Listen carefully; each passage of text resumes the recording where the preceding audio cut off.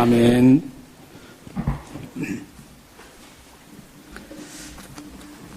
빌립보서를 저희들이 이제 두 번째 하게 됐습니다. 하는데, 지난주에는 저희들이 신년 감사 예배를 드리면서 빌립보서 1장을 함께 나누는데, 오늘도 빌립보서 1장 19절에서 24절을 함께 나누기로 합니다. 우리 한국의 일부 교회들이, 교회들 가운데서 성령님이 하신 일에 대해서 많이 오해를 하는 그 교회들이 있습니다. 또한 어떤 한쪽으로 치우치는 경향도 있습니다. 그래서 이를테면은 어떤 성령님이 하시는 일이 방언을 주신다. 그리고 방언에 온통 모두가 방언에 치우친다든지, 또 성령님이 하시는 일에 우리 치료를 해주신다. 그래서 그 치유 쪽으로 치우쳐서 계속 그 신유은사 집회를 하고 이런 경우도 있고요. 또 성령님이 하시는 일이 또 신비한 체험을 하시게 한다 해서 막 입신을 하고 이런 쪽으로 많이 가는 일부 교회들이 있습니다. 성령님께서는 우리가 이런 성령님이 하시는 일이 정말 어떤 일이 진짜인가 우리는 참 알아야 됩니다. 물론 그 방언을 하는 것도, 또 병을 치료하는 것도, 또 신비한 체험을 하게 만드신 분인 또 성령님께서 신비한 체험을 하실 수도 있습니다. 그렇지만 그 자체가 메인이 될 수가 없다는 것이죠. 그 자체는 메인이 아니에요. 그것은 하나의 보너스입니다. 보너스예요. 그런데 이 보너스를 우리 일부 한국교회에서는 보너스를 붙잡고 아웅다웅하는 것이죠. 이 보너스를. 그러니까 메인을 붙잡고 우리가 감사하고 하나님 앞에 정말 즐거워하고 좋다고 하고 해야 되는데, 많은 일부 교회들이 어떤 이 보너스를 가지고 막 붙잡고 좋다고 하고 감사한다는 것이죠. 진짜 그 근본적인 성령님의 사역에 대해서는 감사가 없고, 오히려 이 근본적이지 않는 그 덤으로 주는 그런 사역을 붙잡고 그렇게 성령님의 모든 사역으로 치부하는 그런 아주 모순된 그런 일부 교회들이 있습니다. 성령님이 하시는 그 가장 중요한 일은 방언이 아닙니다. 그리고 치유하는 그 치유사역이 아니에요. 그리고 우리를 신비적인 세계로 우리를 이끌어가는 그런 것이 성령님의 그 메인 사역의 중요한 사역이 아닙니다. 성령님의 중요한 사역은 뭐냐면 우리를, 죽을 수밖에 없는 우리를 구원으로 이끌어 가시는 거예요. 우리를 구원으로 이끌어 가시는 그 사역을 하신 분이 누구냐면 성령님이세요. 여러분들이 지금 구원 받으셨어요. 구원 받았는데 그 구원 받기 이전에 성령님께서 여러분들을 구원으로 이끌어 오셨던 거예요. 이게 성경이에요. 이게 성경 말씀이 말씀하는 거예요. 우리를 구원 받을 수 없는 우리 존재를 성령님께서 구원의 그 장으로 우리를 이끌어 주셨어요. 그래서 우리가 구원받게 되었습니다. 그리고 구원받은 이후에 성령님께서 그 구원을 끝까지 지켜주시는 거예요. 이게 성령님의 가장 메인 사역이고 중요한 사역입니다. 이 부분에 대해서 여러분들이 감사를 해야 돼요. 이 부분에 대해서 하나님, 죽을 수밖에 없는 나를 이렇게 구원으로 이끌어 주셔서, 성령님이 이끌어 주셔서 정말 감사합니다. 그리고 나같이 연약하고 쓰러질 수밖에 없는 이 약한 존재가 그 구원을 받고 난 이후에 그 구원을 잃어버리지 않고 끝까지 구원을 지킬 수 있도록 연약한 나를 도와주시는, 그 도움을 주시는 그 하나님 성령님 감사합니다. 이렇게 나와야 되는 거예요. 하나님 방언 주셔서 감사합니다. 물론 그것도 감사해야 돼요. 그런데 이 메인 감사를 빠뜨린 다음에 그 감사를 하면 안 된다는 것이죠. 하나님 나에게 병을 치료해 주셔서 감사합니다. 감사해야 돼요. 그런데 그보다 더 성령님께서 하셨던, 나를 구원시켜 주셨던 그분, 지금도 나를 쓰러질 수밖에 없는, 구원에서 이탈할 수밖에 없는 그 연약성을 가진 나를 지금도 굳건하게 붙들어 주시고 도와주셔서 그 구원이 계속 되도록 이끌어주시는 그 하나님, 성령님, 감사합니다. 이 감사가 날마다 터져나올 수 있어야 되는 것이죠. 여러분의 1년 365일 동안 다 아니더라도 한 달에 한 번이라도 이런 감사를 했으면 좋겠습니다. 그 감사를 하면 하나님께서 보너스로 다른 것도 주시는 것이죠. 보너스로 주는 건 보너스예요. 그러니까 이 사도 바울은 로마서 8장 26절에서 로마서 8장 26절에서 이렇게 말합니다. 성령님의 사역을 그렇게 말씀하고 있어요. 나의 연약한 것을 도와주신다. 이렇게 얘기해요. 나의 연약한 부분을 도와주시는 거예요. 내가 하나님 뜻대로 살려고 하는데 잘 안 돼요. 그럴 때 내 의지로 막 살려고 해도 잘 안 되는 겁니다. 왜냐하면 우리는 연약하기 때문에 성령님이 도와주시지 않으면 하나님이 원하시는 그 삶을 살아갈 수가 없어요. 우리의 구원을 지켜주시는 것도 성령님이시죠. 우리의 삶의 연약한 부분들, 그 모든 것들을 지켜주시고 보호하시고 살아갈 수 있도록 만들어주신 것도 성령님이시라는 겁니다. 여러분들이 교회 봉사를 하시잖아요. 이렇게 찬양들을 하시고 또 각 기관에서 봉사하시고 여러분들이 앉아서 예배드리는 이것도 성령님의 도우심이 없으면 이 자리에 나올 수가 없었습니다. 믿으시나요? 성령님이 도우셨기 때문에 이 자리에 나와서 하나님께 예배 드릴 수 있는 겁니다. 여러분의 의지가 좋아서가 아니에요. 내 의지로 나왔다고 생각하지 마세요. 여러분이 모든 그 좋은 환경들 다 버리고 하나님 앞에 예배하기 위해서 나왔다는 이 자체가 성령님이 도우신 그 은혜예요. 여러분들은 이런 것들 세세하게 우리의 삶 속의 세세한 부분들이 다 성령님이 돕고 계신다는 거예요. 그래서 그때마다 여러분들이 하나님 앞에 그 성령님을 감사해야 되는 거죠. 방은 못해도 좋아요. 병치료가 안 돼도 좋아요. 신비한 체험 못했어도 괜찮아요.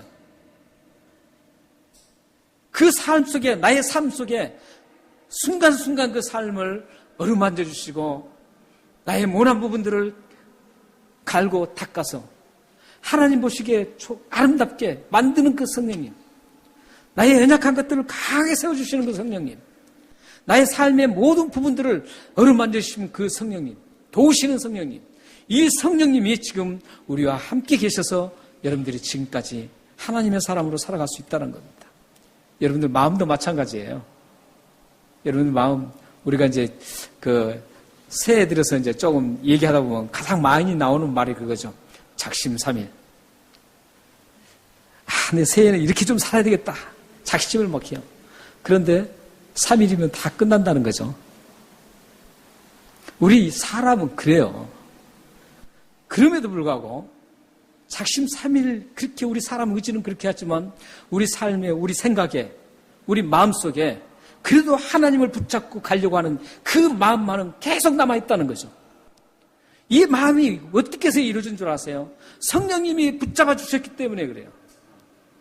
성령님의 사역이 이거예요. 이게 성령님의 메인 사역이에요.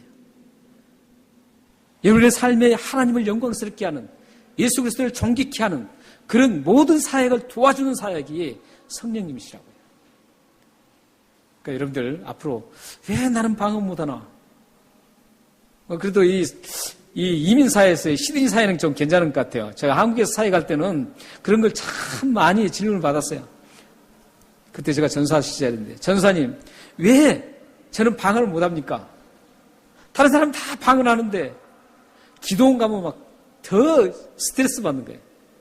기도원 가서 하나님 앞에 기도하고 막 재밌게 해야 되는데 기도원 가서 막 방언하는 사람 쫙 있으니까 방언을 못하니까 말이죠. 와서 스트레스 쫙 받고 나와요. 기도도 안 돼요. 그래가지고는 하는 얘기가, 전사님 나는 왜 방언 못해요? 저 사람 다 방언하는데. 그 사람들 방언이 진짜인지 모르겠어요. 통계적으로는 그 많이 방언하는 사람들의 통계적으로 진짜 방언은 약 10%도 안 된대요. 10%도 안 된대요. 왜냐하면 그럴 수밖에 없어요. 성령님의 은사는 다 방언 주는 게 아니에요. 은사는 28가지, 성경 약 28가지가 나오는데 그 28가지가 나오는 그 모든 곳에서 각 사람에게 맞게 다 주시는 거예요. 전체적인 구조를 하나님이 보시고 각자 맞춰서 주시는 거예요. 누구나 다 방언 받으라. 이건 정말 큰 잘못이에요. 그 사람은 정말 하나님 앞에 얼마나 큰 징계 받을지 몰라요. 다 방언 받으라고 하는 사람들은 정말 큰 징계 받습니다. 왜냐하면 하나님이 우리 지체를 우리 몸에 손을 3개, 4개 만들지 않았잖아요. 2개만 만들었어요. 발도 2개 만들고 눈도 2개 만들고 코는 하나 만들고 이 다 쓸모가 있어서 그래요. 입이 2개 아니고 하나예요. 입이 2개면 어떻게 되겠어요? 이쪽에서 먹고 저쪽에서 먹고 이렇게 배 터져 죽죠. 다 맞게 하나님이 조화를 이루시는 거예요. 이것은 하나님의 정권적으로 하나님께서 주시는 거예요. 하나님께서 다 맞춰서 주시는 거예요. 그렇기 때문에 사람이 준다, 다 받으라 이러면 안 되는 거예요. 하나님이 주시면 그 받는 거예요. 모든 은사는 그래요. 그리고 방언도 마찬가지예요. 여러분들 방언 그런 거 신경 쓰지 마세요. 아픈 거요? 신경 쓸 필요 없어요. 저도 뭐 그냥 막 간이 막 안 좋다고 막 굉장히 막 하는데 솔직히 저는 신경 하나도 안 씁니다. 저기 막 저를 걱정하는 몇 분들이 왜 목사님 병원 안 가냐고 막 이렇게 지금 검사할 때가 됐거든요. 검사하라고 할 때가 3개월 했었는데 검사 안 합니다, 지금 제가. 하나님께서 뭐 제가 할 수 있는 데까지 다 하고 가면은 되는 거죠. 하나님 앞에 가면 되는 거예요. 근데 저는 괜찮다고 생각해요. 왜냐하면 제가 할 일이 남아있거든요. 할 일이 남아있으면 하나님께서 데려가지 않습니다. 그 할 일을 시켜야 되거든요. 그래서 일단 그 걱정할 필요 없어요. 뭐 여러분들 아픈 것도 걱정할 필요 없습니다. 하나님께서 알아서 하시는 거예요. 우리 죽는 거 누가 마음대로 내가 가고 싶다고 가나요? 안 가고 싶다고 안 갈 수 있나요? 다 안 돼요, 그게. 그래서 우리는 이 성령님의 사역이 어떤 건가를 정말 여러분들 잘 아셔야 돼요. 보너스적인 것에 막 관심을 두지 마세요. 직장생활 하실 때 그런 거 있잖아요. 기본급을 받잖아요. 기본급을 쫙 받다가 그 다음에 어떨 때 보너스가 한번 나오죠. 그때 기분 좋잖아요. 그러면 한턱 쏜다 막 그러죠. 그런데 기본급을 안 받고 나는 보너스만 받겠습니다 하는 사람 있나요? 없어요. 기본급을 만약에 그 회사에서 기본급을 안 줘요. 주급이라든지 한국 같은 월급이죠. 월급을 계속 안 줘요. 그러다가 한번 보너스 한번 딱 주면은 기분 좋겠어요? 기분 좋아할 사람 한 사람도 없죠. 보너스만 받고 기분 좋아할 사람 없죠. 자기가 받을 수 있는 기본급을 계속 급료를 계속 받다가 보너스를 받으면 그게 기분 좋은 거죠. 마찬가지예요. 우리 하나님이 우리에게 보너스로 방언 주시면 또 좋은 거예요. 치료해 주시면 좋은 거고 신비한 세계를 또 경험케 하시면 좋은 거예요. 그런데 메인을 하지 않고 메인에 감사하지 않고 그것에 보너스에 관심을 너무 많이 둔다는 것이죠. 그렇기 때문에 한국교회가 지금 많은 성도들이 있는데도 불구하고 한국교회가 굉장히 욕을 먹는 겁니다. 왜냐하면 이기적이거든요, 그게. 이 지금 사도 바울은 성령님의 그 중심 사역을 19절에서 말씀하고 있어요. 19절 한번 보세요. 19절 한번 다 같이 읽겠습니다. 이것이 너희의 강구와 예수 그리스도의 성령의 도우심으로 나를 구원에 이르게 할 줄을 아는 거로. 지금 사도 바울은 어떤 이 보너스적인 것에 관심이 별로 없어요. 사도 바울의 오로지 모든 서신을 보면은 사도 바울의 관심은 어디에 있냐면 하나님이 나를 구원하셨고 그 성령님이 구원에 이끌어 주셨고 그 성령님이 나를 구원에 이르기까지 보호하시고 끝까지 철저하게 내가 하늘나라 입성할 때까지 하나님께서 성령님께서 책임져 주신다는 그것에 지금 관심을 가지고 있습니다. 그러니까 19절에 지금 그런 말씀이에요. 사도 바울은 방언에 막 심취한 분이 아니에요. 신비한 세계 삼층천을 갔는데도 입 한 번 뻥긋하지 않잖아요. 삼층천을 갔다 왔다 그래요. 그러나 거기 가니까 막 이렇더라 막 이런 얘기 한 번도 안 해요. 안 해요. 사도 바울이 내가 방언했다는 얘기 나오나요? 안 나와요. 안 나옵니다. 사도 바울이 내가 치료됐다 이런 얘기도 안 나옵니다. 사도 바울에는 결정적인 가시가 있었다 그러죠. 뭐 안질이라고 하고 간질이라고 하고 막 그러죠. 그건 잘 몰라요. 그러나 굉장히 치명적이었어요. 그게. 복음 사역을 하는데 굉장히 걸거쳤기 때문에 가시라 그런 거예요. 하나님 일을 막 하려고 그러는데 그것 때문에 굉장히 힘든 거예요. 그래서 가시라 그러지 내가 뭐 즐기고 막 이런데 내 몸이 쑤시고 아픈데 이것 때문에 아파서 그거 가시라고 사도 바울은 말한 게 아니에요. 하나님이 일을 하는데 자꾸 걸거치는 거예요. 힘든 거예요. 그래서 가시라 그러는 거예요. 그런데도 불구하고 그걸 기도를 했지만 하나님 내 은혜가 내가 족하다 이렇게 했을 때 다 포기합니다. 다 포기해요. 그리고 그 가시로 오히려 감사하게 받아들입니다. 그러니까 우리의 삶이 이 성령님이 하시는 사역에 우리가 정확하게 여러분들이 아셔야 돼요. 오늘 꼭 이 사실을 아시고 다른 데 신경 쓰지 마세요. 성령께서 나를 지금도 붙들어 주시고 연약한 나를 지금도 구원해서 떨어뜨리지 않고 계속적으로 붙들어서 하늘나라 입성할 때까지 나를 붙들어 주시고 성령님의 감사하고 즐거워하고 기뻐하고 좋게 여기시길 바랍니다. 이렇게 성령님의 하신 근본적인 일에 감사하는 분들이 20절 말씀처럼 살아갈 수가 있는 겁니다.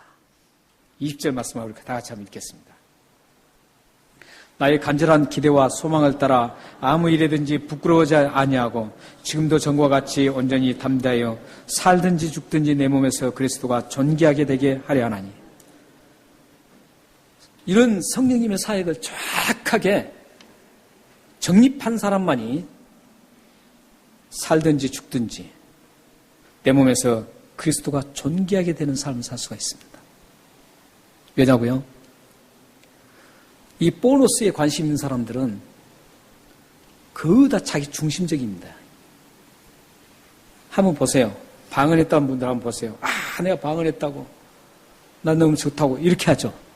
예수 그리스도의 이름을 존귀케 한 경우가 있나요? 방언은 성경에서도 그래요. 방언은 자기에게 유익하다 이렇게 돼 있어요. 그리스도에 유익하다 이런 말이 말씀이 없어요.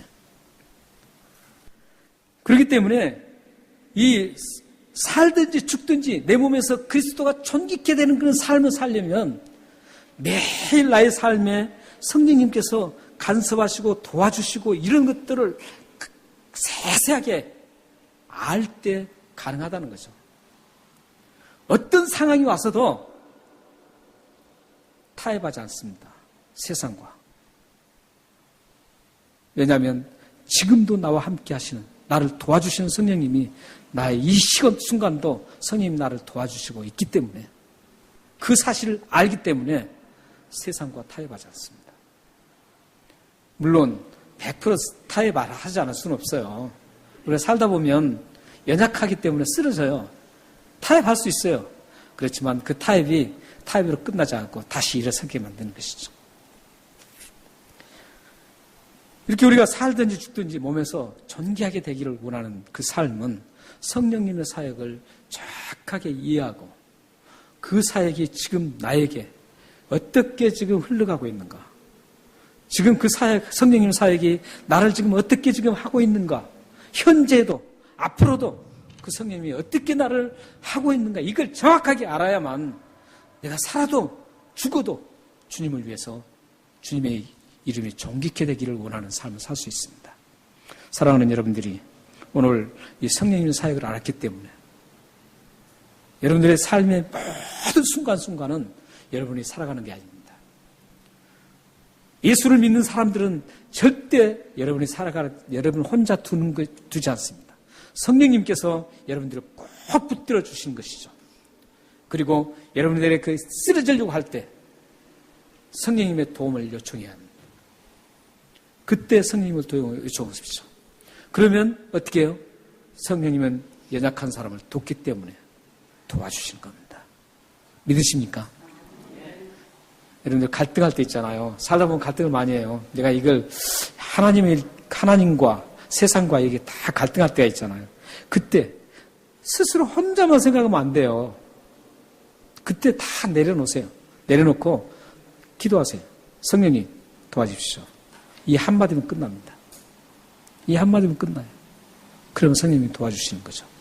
그러면 여러분의 결정은 성령님의 도와주시는 그 결정으로 인해서 예수 그리스도의 이름을 존귀케 되는 그런 삶을 살 수가 있는 겁니다. 이렇게 사도 바울은 지금 이 성령님이 하시는 그 사역을 정확하게 알고 지금도 자기 자신과 함께 하신 것을 알기 때문에 살든지 죽든지 그리스도가 존귀케 되는 삶을 살 수 있었습니다. 지금 사도 바울이 형편이 어떤 줄 아세요? 이 빌립보서를 기록한 그 사도 바울의 지금 그 현재 그 사도 바울의 그 상황이 어떤 상황인지 혹시 아세요? 지금 사도 바울은 로마 감옥에 갇혀 있습니다. 로마 감옥에 갇혀 있는데 그냥 갇혀 있는 게 아니에요. 지금 뭘 기다리냐면은 이제 마지막 판결을 기다리고 있습니다. 무슨 판결이냐면은 사도 바울이 사형 선고를 할 것인가, 사면령을 내려줄 것인가, 이 두 가지를 지금 결정하는 그 상황을 기다리고 있는 겁니다. 빌립보서가. 그때 쓴 거예요. 지금 내가 지금 그러니까 이게 지금 어때요? 사도 바울의 일반적인 사람이라면 감옥에 있다면 지금 사형 선고인지 사면령이 내릴 것인지 그때 그 상황을 지금 기다린다면은 그 얼마나 마음이 정말 급박하겠어요. 그렇잖아요? 한번 생각해 보세요. 여러분들이 만약에 요즘에 이승은 집사님께서 저기 감옥에 대해서 그 장로님이 그 간증을 계속 듣고 저한테 얘기를 많이 해주셨는데 거기 보면 사형수들이 그런데요. 사형을 내리면은 사형의 그 형장에 그 올라갈 때 올라가지를 못한대요. 막 대소변을 막 싸고 쓰러지고 못 간대요. 그런데 거기 올라가는 사람들이 있대요. 즐겁게. 그 사람들이 누구냐면 예수를 믿는 사람들이에요.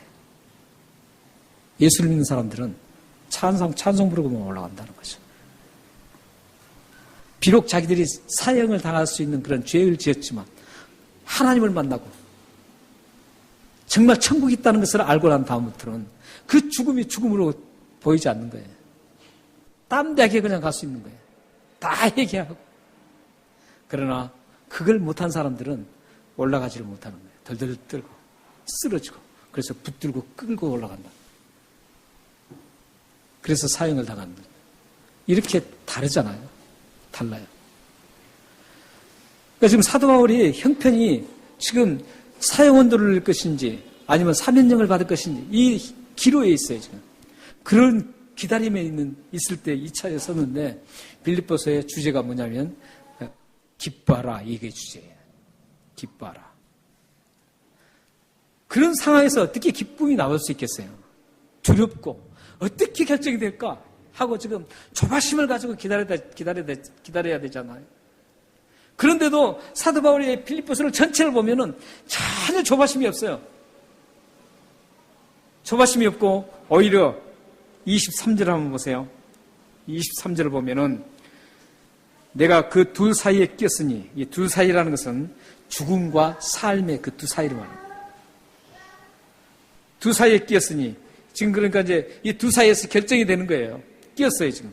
차라리 세상을 떠나서 그리스도와 함께 있는 것이 훨씬 더 좋은 일이라고 이렇게 하겠습니다. 죽는 게 더 좋다는 거예요. 죽어서 예수 그리스도와 함께 있는 게 좋다는 거예요. 근데 어떻게 좋다 그래요? 훨씬 더 좋다는 거예요. 훨씬 더.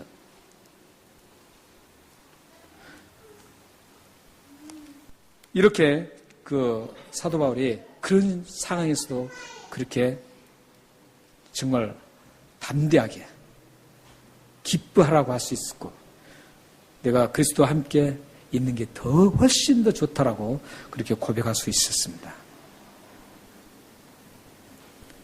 여기서 특별히 우리가 한 가지 더 알아야 될 것은 사도 바울이 고백했던 것 중에 20절에 보면은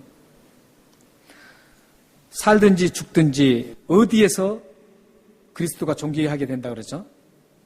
내 몸에서. 그럼 이 내 몸이라는 건 뭘까요? 왜 내 몸이라고 그랬을까요?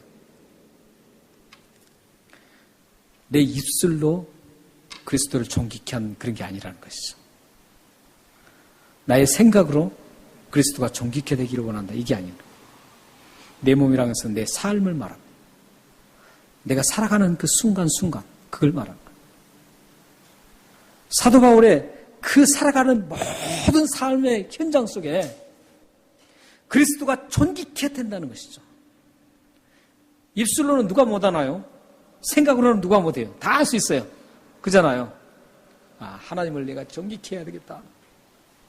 입술로도 막 할 수 있어요. 그러나 그게 중요한 게 아닙니다.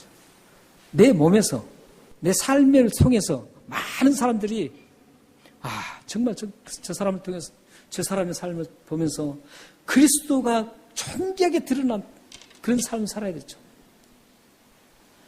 한국교회가 이렇게만 살아갔다면 지금 이렇게까지 처참한 상황이 안 됐어요. 우리들이 정말 삶의 모든 과정 속에서 여기 나온 게 아니라 예수를 믿는 사람이라 다르다. 이렇게 나와야 되는 거예요. 저 사람을 보면은 인상이 쓰여지는 게 아니라 저 사람을 보면은 예수 그리스도를 보는 것 같이 정말 기쁨이 웃음꽃이 피어야 되는 것이죠. 이런 삶을 살아야 됩니다. 혹시 여러분들 저를 보면은 인상 써지나요? 솔직히 말씀하세요. 저를 보면은 그냥 저 사람, 저 목사 왜 그래? 이런 생각 드나요?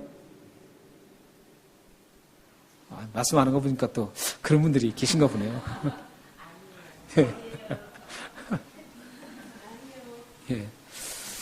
아니요라고 하신 분들 감사합니다. 근데 말씀 안 하신 분들은 뭔가 가지고 계신 것 같은데, 아마 속으로 이제 다 아시겠죠. 저라고 어떻게 완벽하겠어요. 모난 부분도 있고 안 좋은 부분도 있겠죠. 그러나 평균적으로 봤을 때 어떤가 이게 참 중요하죠. 목사님들도 보면 제 욕 많이 먹는 분들도 계시더라고요. 보니까 저도 욕을 먹는지 안 먹는지 모르겠지만 욕을 의외로 많이 드신 분들이 계세요. 그것 때문에 지금 한국교회가 이렇게 상당히 그 힘든 상황이 왔습니다. 여러분의 삶에서 그리스도의 그 존귀함이 드러날 수 있도록, 이것은 한마디로 말씀드리면 여러분의 삶을 통해서 예수 그리스도가 아름답게 보여져야 된다는 것이죠. 예수 그리스도의 이름이 아름답게 드러나야 돼요. 그렇게 드러나야만 여러분의 삶에 하나님의 은혜가 넘칩니다. 사랑하는 여러분, 우리는 사실 이 세상을 살아갈 때 이 죽음이라는 것에 대해서 한번 깊이 생각해 봐야 합니다. 사도 바울이 지금 오늘 이 죽음이라는 내용을 지금 계속 논하고 있어요. 근데 사도 바울은 이 죽음에 대해서 전혀 두려움이 없습니다. 두려움이 없고 오히려 그 죽음을 훨씬 더 좋은 것이라고 지금 우리 고백을 하고 있습니다. 이 고백은 정말 대단한 겁니다. 대단해요. 우리들도 이 사도 바울처럼 이런 고백을 할 수가 있어야 됩니다. 죽음 앞에서 내가 죽어도 좋다. 죽음은 우리에게 두려움이 아닙니다, 사실. 두려움이 아니라 우리에게 소망이에요. 죽음은 우리의 소망입니다, 이게. 그러니까 여러분들 오늘부터 기도 제목을 바꾸시기 바랍니다. 하나님, 나 죽게 해주십시오. 근데 이승우 집사님은 보면은 항상 그렇게 말씀하세요. 빨리 죽는다고 막 이렇게 말씀하시면서 꼭 붙이는 말씀이 있으세요. 그래야 오래 사신대요. 예. 근데 죽는다.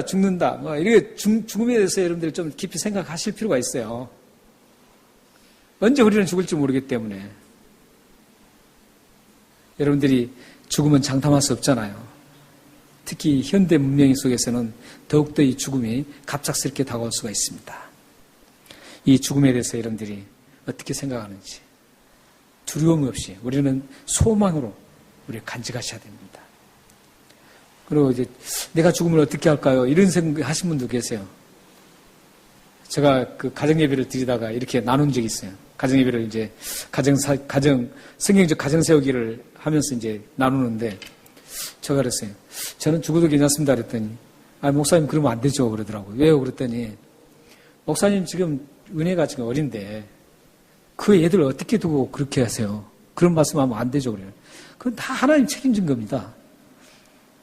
하나님이 알아서 하시는 것이지 내가 뭐 어떻게 할 수 있는 것도 아니고 그렇게 말씀드린 적이 있어요. 그러니까 여러분들 죽음에 대해서 죽고 나면 저 사람 내가 어떻게 될까 이런 거 신경 쓰지 마세요. 여러분 자신 죽는 것에만 신경 쓰세요. 정말 죽어서 내가 하늘나라에 성령님의 도우심으로 하늘나라에 가서 그 즐거워 슬픔도 없고 근심 걱정 없는 눈물이 없는 곳에서 아픔도 없는 곳에서 그곳에서 정말 하나님과 함께 하나님의 영광을 드리는 그곳에 가는 그 즐거움, 그 소망, 그 기쁨 그걸 갖다 여러분들이 많이 생각하셔야 돼요.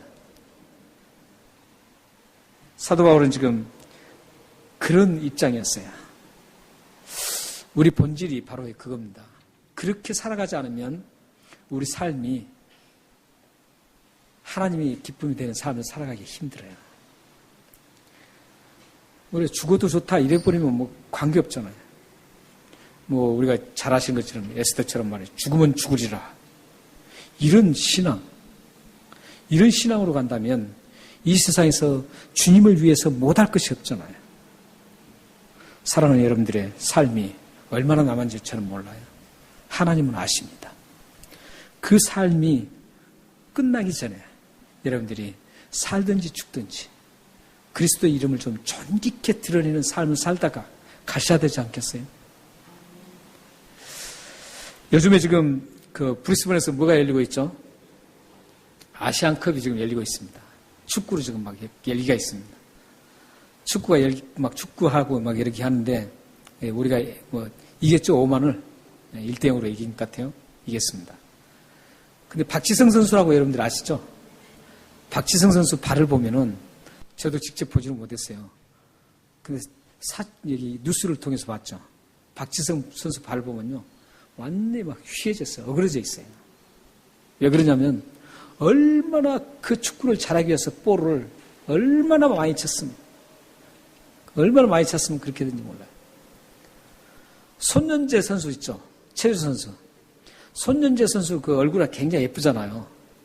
그런데 손연재 선수 발이 다른 사람한테 이렇게 보이기가 민망할 정도로 아주 못생겼대. 왜냐하면 그 꽂고 있어서 막 돌고 하느라고 이게 발이 이그러졌다는 거죠. 그래서 아주 흉치가 돼요. 발레하는 사람들도 발레를 정말 잘해서 유명한 사람 된 사람들은 그다 발이 그렇게 막 어그러져 있대요. 그게 흔적이죠, 흔적. 자기가 하는 그 일에 정말 멋진 흔적이에요, 그게. 그만큼 된 흔적이 있기 때문에 그만큼 유명한 사람 될 수가 있었죠. 유명한 선수가 될 수 있었어요. 여러분의 삶이 얼마나 남았는지 모르겠지만 우리들도 예수 그리스도를 존귀케 하는 그런 흔적 정도는 가지고 있어야 되잖아요. 그런 흔적도 없이 하나님 앞에 부름받으면 어떻게 했어요? 여러분 삶 속에 정말 그 흔적들이 예수님을 영화롭게 하고 예수님의 이름을 드러냈던 존귀하게 드러냈던 그런 흔적들이 좀 많이 있었으면 좋겠습니다. 그래서 하나님 앞에 갔을 때 정말 하나님이 잘했다고 해준다면 얼마나 좋겠어요.